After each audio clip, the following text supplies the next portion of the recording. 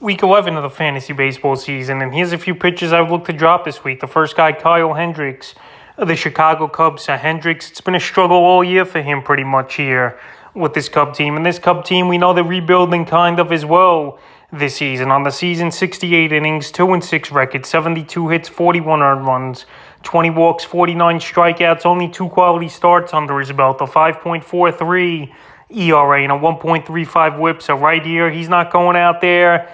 And really, the last 3 out of 4 starts, he's done nothing here as Kyle Hendricks, besides getting lit up or only lasting 5 innings at max. The last few games for him, June 1st versus the Brewers, 5 innings, no decisions, 6 hits, 3 runs, a walk, a strikeout. June 14th versus San Diego, 5 innings, no decision, 4 hits, a run, 6 Ks. And June 19th versus the Braves, he got hit hard, 4 1/3, got the loss, 8 hits, 6 runs, a walk, 6 strikeouts. So Hendricks, he's failed to have a quality start going all the way back to May 9th, and that's just not good here for Hendricks, who's been an innings eater throughout his career. But this season with the Chicago Cubs has been a down year for him and obviously this Cub team. And yeah, if he does get traded to a contender, he'll definitely bump up his value, and I think he'll be a decent fantasy asset. But right now, struggling on this Cub team, not going deep into games at all, only 2 quality starts on the season, and a bad win-loss record and an ERA over 5. He's an easy pitcher to drop, in my opinion. It's still surprising to me that he's owned in 40% of fantasy leagues. The next guy is Knebel of the Philadelphia Phillies. So the Phillies, they've had bullpen problems for seasons now here. And signing Knebel in the offseason, they thought he would fix the issues. Well, just hasn't got the job done more times than not. On the season, 27 1/3, 2-5 record, 11 saves, 23 hits, 11 earned runs, 19 walks, 25 strikeouts, but 4 blown saves already this season, a 3.62 ERA and a 1.34 whip. So right here, the ERA isn't that horrible, but for a closer, it's not that ideal as well. And also, the walks have been a problem, and the blown saves, and the Phillies have even pulled him from the closer role. Here's Knebel. So right here, he's definitely struggling.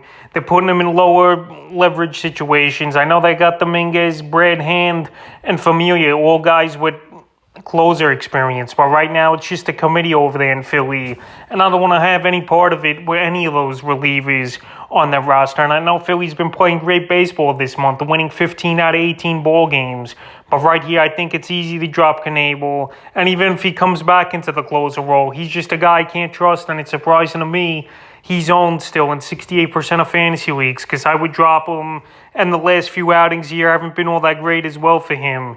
So he's an easy guy this week. The next guy is Mcgill of the New York Mets. So coming out of the box early in the season, Mcgill got off to a good start, and everyone thought he was the next big thing here in New York, but he's been hit hard, and now this is his second stint on the injured list of the season. On the season here from Mcgill, 41 1/3, 4-2 record, 39 hits, 23 earned runs, 11 walks, 47 strikeouts, and only 1 quality start for Mcgill on the season. And he did have a 5.01 ERA and a 1.21 whip. So I know first 3 or 4 starts of the season, he was great, Mcgill.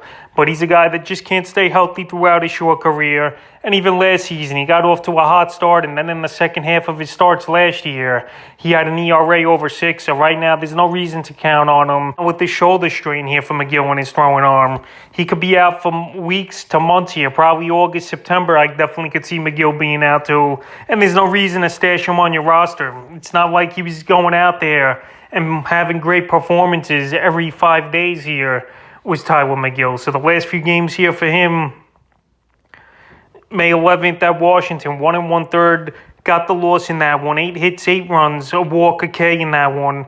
June 10th at the Angels in his return, 3 1/3, no decision, 5 hits, 2 runs, a walk, 4 Ks.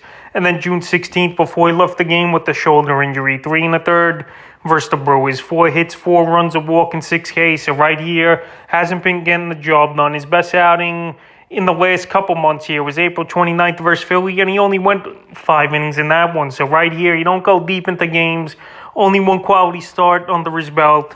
And now with the injury, that'll probably keep him out to August, September, in my opinion here.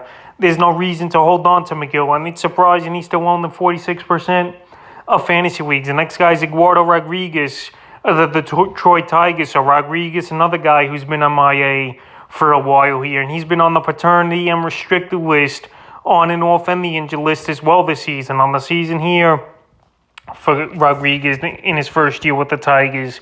39 innings, a 1-3 record, 35 hits, 19 earned runs, 17 walks, 34 strikeouts, 4 quality starts, a 4.38 ERA, and a 1.33 whip. So right here, numbers aren't all that great. Tigers, we know, one of the worst teams in the league. And Rodriguez, who knows when he's going to come back for sure and how deep he really could go into ball games. I know he had some good outings earlier in the season, but he's been a pitcher throughout his career that he's like a 500 type of guy at best. May 7th at Houston, 6 2/3, no decision. A hit, a run, 3 walks, 8 Ks, a quality start. May 13th versus Baltimore, 6 2/3, 5 hits, no runs, 4 walks, 3 Ks, a quality start. And May 18th at Tampa Bay, 1/3 of an inning in that one he only lasted.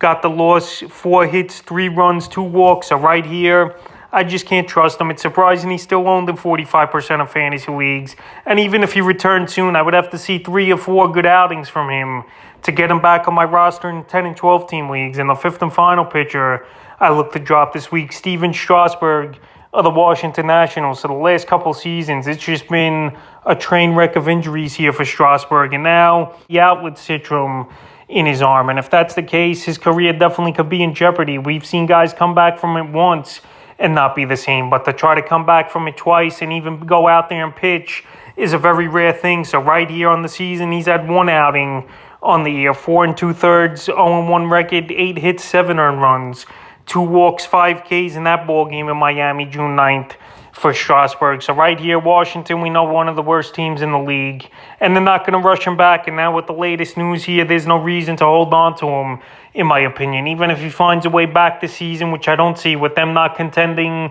and with him hurt here, there's no reason to hold on to him. So Strasburg, very talented pitcher when he's pitched, but the last few seasons, he's only pitched 25 innings in 2 years, and he's a guy I can't trust, and he's a guy that's frustrating to own with a lot of injured list stints in his career. So I would just cut my losses now with Strasburg, because even if he comes back, he's going to have an innings limit, and he's not going to go deep into ball games or do much for fantasy owners. So that's a few pitchers I look to drop here in Week 11 of the fantasy baseball season.